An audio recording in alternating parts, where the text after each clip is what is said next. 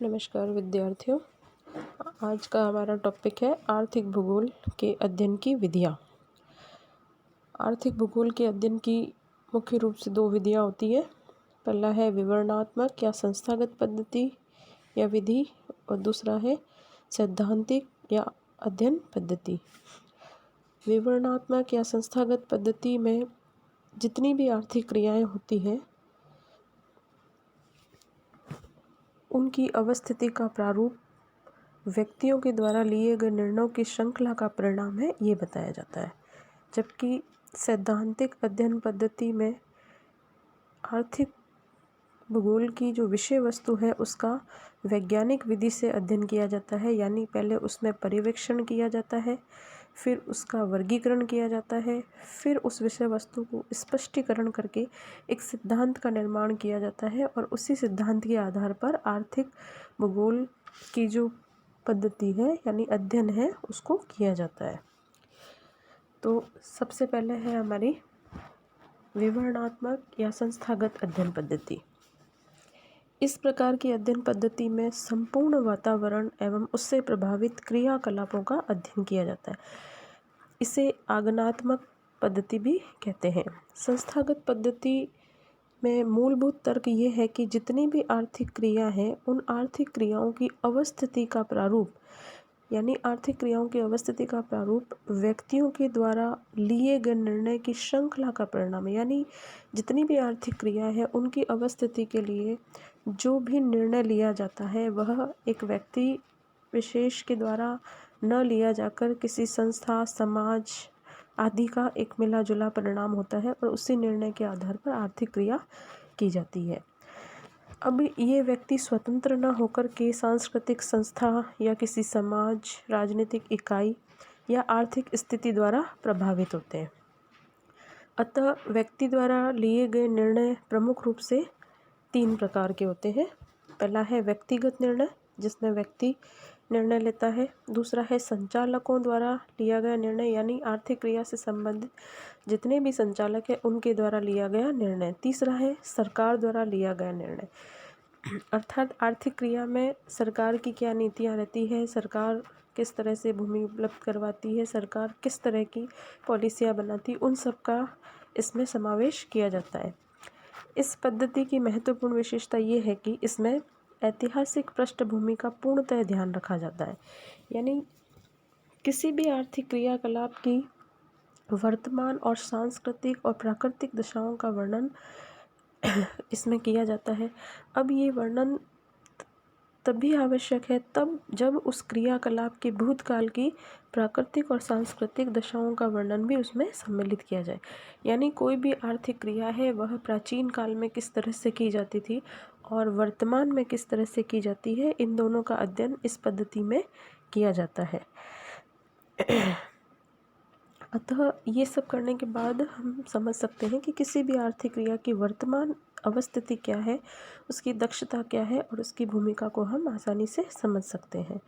अब ये जितनी भी आर्थिक क्रियाकलाप है वो धार्मिक, राजनीतिक, सामाजिक आदि तत्वों से अलग थलग नहीं करके उसे एक सम्मिलित रूप में देखा जाता है। एक अन्य विशेषता इस पद्धति की यह भी है कि इसमें किसी क्षेत्र के सभी पहलुओं को यानी सांस्कृतिक और राजनीतिक और सामाजिक, जिसके अंतर्गत भाषा व साहित्य, रीति रिवाज, परंपरा, कानून, व्यवसाय, प्रारूप, स्थल रूप, मिट्टी, प्राकृतिक, वनस्पति, जलवायु एवं इन सब का अंतर संबंध बताते हुए उस आर्थिक क्रिया का अध्ययन हम आर्थिक भूगोल में करते हैं। साथ ही ऐसा करने पर विभिन्न क्षेत्रों की विशेषताओं का ज्ञान हो जाता है और उन विशेषताओं का किसी भी आर्थिक प्रक्रिया पर या क्रिया पर क्या प्रभाव पड़ता है वह हमें स्पष्ट रूप से इस विधि द्वारा पता चल सकता है। इस प्रकार संस्थागत पद्धति जो है वह नियम व सिद्धांतों की बजाय प्रवृत्तियों पर अधिक जोर देती है। दूसरी है हमारी सैद्धांतिक अध्ययन पद्धति। इस पद्धति में विषय वस्तु का वैज्ञानिक विधि से अध्ययन किया जाता है, अर्थात इसमें हम 3 बातों का ध्यान रखते हैं कि किसी भी मानवीय आर्थिक क्रियाकलाप का पहले पर्यवेक्षण होता है, यानी उसकी खोज होती है, फिर उस पर वर्गीकरण होता है, उसे विभिन्न भागों में बांटा जाता है, फिर उस पर स्पष्टीकरण होता है, और इन तीनों को मिला करके एक सिद्धांत का निर्माण किया जाता है, और इसी सिद्धांत को आर्थिक भूगोल के अध्ययन की पद्धति में शामिल किया जाता है। इसीलिए हम इसे सैद्धांतिक अध्ययन पद्धति कहते हैं। इस अध्ययन पद्धति में विषय वस्तु का वैज्ञानिक विधि से अध्ययन करते हैं, यानी जैसा कि पहले बताया, पर्यवेक्षण होता है, वर्गीकरण होता है, और फिर उसके सिद्धांत को परिमार्जित करके कारक के रूप में स्वीकार किया जाता है। इस पद्धति में संसार को मानव निर्मित एक विशाल भूमि मानकर उपविभागों व अंतर संबंधों के द्वारा स्थानिक संरचना का वर्णन किया जाता है। अब संस्थागत और सैद्धांतिक पद्धतियों में कुछ समानताएं और असमानताएं हैं।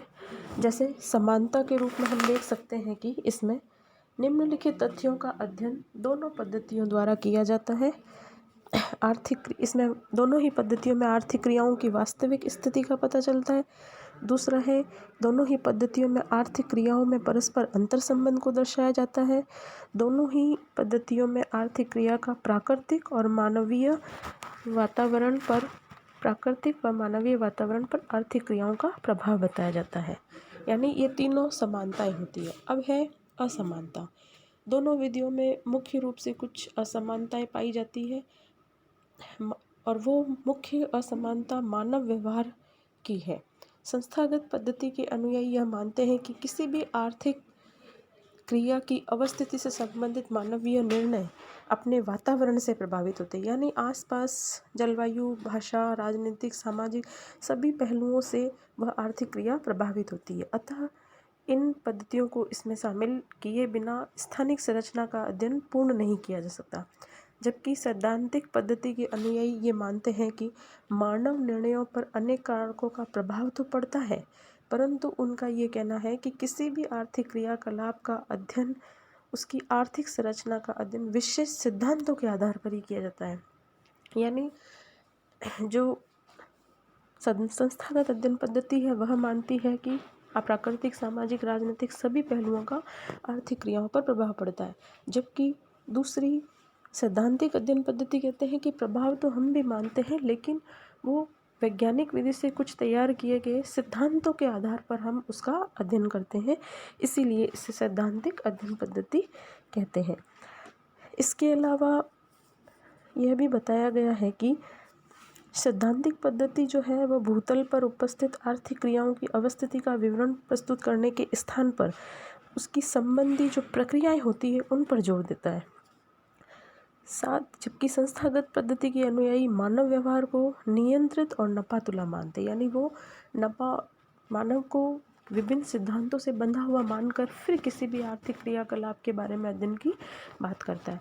तो निष्कर्ष रूप में हम कह सकते हैं कि पहली पद्धति जो है उसमें ये कहा गया है कि सामाजिक, राजनीतिक और धार्मिक, भाषा वगैरह आदि चीज़ों का इन आर्थिक क्रियाकलापों पर प्रभाव को पढ़कर ही हम अध्ययन कर सकते हैं आर्थिक भूगोल का। जबकि दूसरी विधि में ये कहा गया कि इनका प्रभाव तो हम पढ़ते ही हैं, लेकिन वो किसी न किसी वैज्ञानिक सिद्धांत के आधार पर पढ़ते हैं, जिसमें हम पर्यवेक्षण भी करते हैं, उसका वर्गीकरण भी करते हैं और स्पष्टीकरण भी करते हैं। इस तरह दोनों पद्धतियों में समानता और असमानता भी मैंने आपको बताई। धन्यवाद विद्यार्थियों।